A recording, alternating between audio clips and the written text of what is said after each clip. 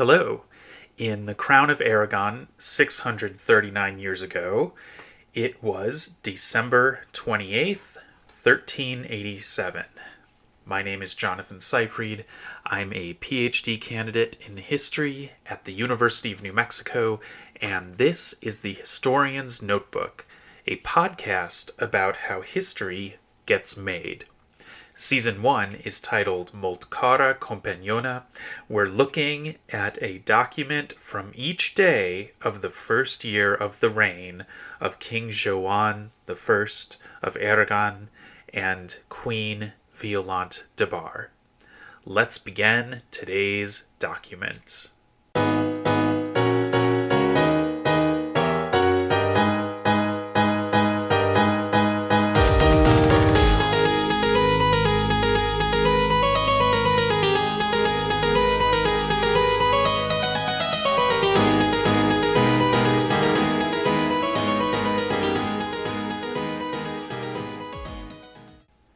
Today's document is another letter about filling a vacancy for an ecclesiastical position. And I gotta tell you, I am not in my comfort zone because this document is in Latin. There were a ton of abbreviation symbols in this document that I had to go back to some of my notes in order to figure out what they were. And even after spending about 3 hours with this document, which is only like about 10 lines, I'm still not sure what's going on. Folks, Latin is really, really difficult. And if you've never studied Latin at all, let me just tell you that, well, you know, in a lot of languages, there's conjugations for verbs. The verbs will have different endings depending on who's doing the action. Well, to put it in a very basic way, in Latin, there's different endings for the nouns too, based on certain prepositional phrases. So there's just a lot that you have to keep in mind, and when you're trying to get a sentence meaning down, you're often getting confused about who is doing what to who, and it's all just a lot. So basically, I figured out a lot about this document, but I still am like really far from what it means. So what's going on here is that Joan is writing to the Archdiocese of Huesca. Now, Huesca is another city in the Crown of Aragon. It's within Aragon itself, not Catalonia and other parts of the Crown of Aragon. What are the parts of the Crown of Aragon? I'm going to have to get into that probably in a future episode upcoming pretty soon, though. I'll explain what made up the Crown of Aragon, what territories. But this is the city of Huesca as the intended recipient of this letter. I guess I shouldn't have said city. What I mean is it's the Archdiocese of Huesca. And in the first line, there's the word vacet, and that's indicating that there's some kind of vacancy. And it's because somebody died. The person who died, I think, is named Per Serdani. 4 words from the end of the first line. There's a big letter P with a downward diagonal mark above the P. I think that's an abbreviation for Per, the Catalan version of the name Peter. And then there's a period, so I think that's indicating that that's Per. And then the last name, I think, is Serdani, maybe meaning that this Per came from the region of Cerdagne. So, and that's a neighboring territory of Aragon. I'm pretty sure they're close, if not neighboring. Okay, so later on in the letter, in the third line, is where we get to the name of the person who Joan was recommending for this post, the vacant post. And that person's name is Nicolau Sorica.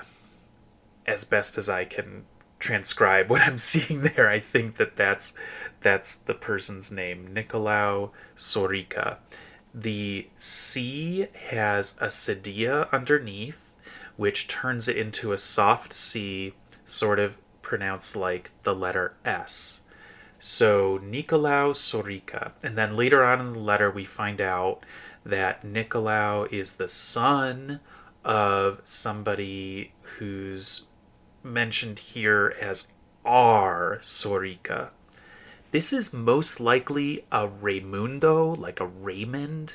So Raimundo Sorica is the father, and the father, I think, is very established, some kind of official that has done a good job. He's called Fidelibus, but maybe like as faithful, but that may actually be referring to Nicolau as the faithful son of Raimundo. I don't know. It's all just gonna take a long time to figure out.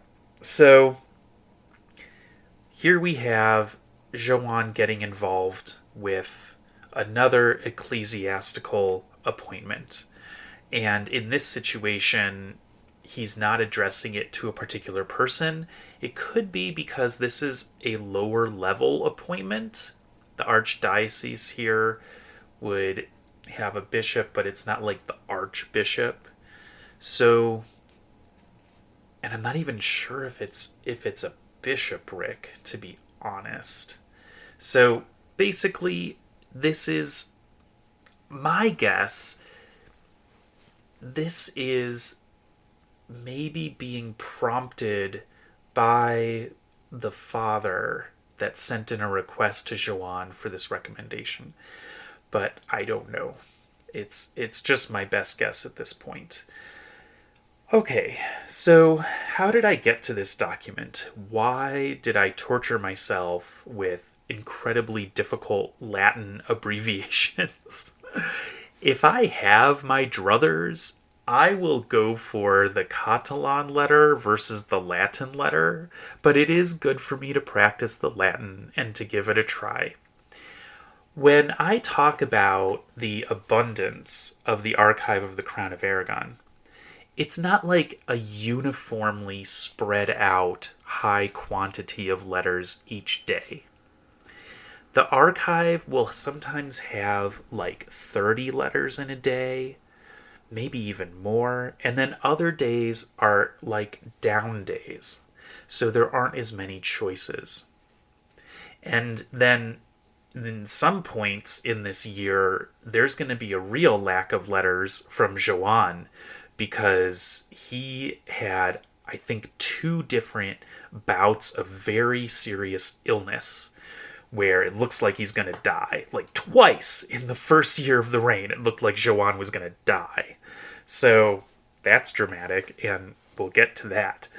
But, the first one is in January, and then the second one is in April. So one of them is like coming up, and that'll be interesting. But basically what I'm trying to get at here is there will be days where I've got like 30 documents to choose from, and then there will be days where I've only got a handful. And this is one of those days where there weren't that many to choose from. There's another letter above this one on the same folio, and that one was longer and also in Latin, so I said, no thanks, I'll go for the shorter one. But what I can tell you is that when I'm trying to corroborate, which is one of the historical thinking skills when you're comparing what's in one document to another, I look up above and then on the next page or the other side of the folio, and I try to see if there's something else about the same topic so I can maybe start to figure out a little bit more, or some of the really difficult words in the script. And I can tell you that the document above is seemingly not going to be helpful to understanding this one because it's to the governor of Majorca. It's something about Majorca, and this one doesn't seem to have anything to do with Majorca. Okay. Well, that's a bit about today's document. Of course, there's a ton of questions, right? I really want to know about how Joan came to weigh in on this appointment. It seems pretty minor. I'd really like to know a little bit more about the recipient. There's not a person's name here. At the bottom left, below the text block of the letter, we've got a little phrase about who this letter is supposed to go to, and the last word is Osken with a macron on top. So that's Huesca. There was a Latin name for the town of Huesca, which is Oscensis. And then the word before that is something like capitulum, so maybe a word to mean like the chapter, the people in charge, the head. I'm just not sure. Someone else who's worked with these a lot more and knows this Latin would identify this immediately and not have a problem. But for me, still tough. All right. We're going to pause there on this particular letter, and I want to come back to something I was talking about before, which is finding the documents. I want to bring you in on one of my methods for finding a document if it's one of those slow days, because I do know that there is at least one document for each day of this year and other years too. How do I know that? Well, there was a scholar who was working at around the turn of the 20th century, and in 1923 published basically you could call it a calendar. Well, he called it an itinerary. So the word for it in Catalan is itinerary. And it's a day-by-day list of where Joan was for his entire time as the heir to the crown. And then there's another itinerary for every day of his reign. And the scholar who did this, he was, dedicated, because it takes a lot of work to be able to put this together, because not only was he figuring out where Joan was, but he listed a letter in the archive that lists where Joan was according to the last couple lines of the letter, where there's not only the date, but it's also the convention to put down the place where the letter was composed. And so this scholar, his name is Daniel Girona y Llagostera. It's kind of funny that his last name is also the title of Joan and Violante, Duke and Duchess of Girona. So in 1923, this scholar, Daniel Girona y Llagostera, published this long document that lists where Joan was each day, and also a register and folio for a letter that confirms that location on that day. He also added some transcriptions of letters. Not every single one, but a selection. This is a tremendous resource, and it's one that I really wouldn't be doing the podcast in this way if it didn't exist. So I am just full of gratitude for the work of Daniel Girona y Llagostera. But I just want to mention that this project that Girona y Llagostera did was situated in a really interesting context called the Catalan Renaixença, the Renaissance of the Catalan language and culture. In the 19th century, kind of early in the 19th century, scholars in the area around Barcelona, they basically produced a rebirth of the Catalan language and promoted Catalan culture, and the legacy of this is still visible to this day, despite a total crackdown on it, like a near extermination of Catalan during the Franco era in Spain in the 20th century. So basically, the work that Girona y Llagostera produced is part of actually a gigantic project of Catalan scholarship with a lot of focus on medieval Catalan and the archive of the Crown of Aragon.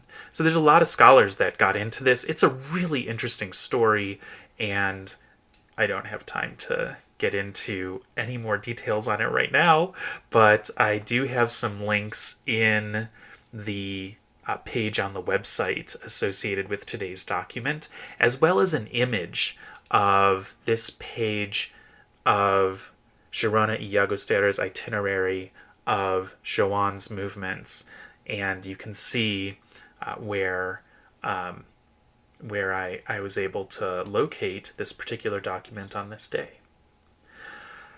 Okay, well, that brings us to the close of today's episode.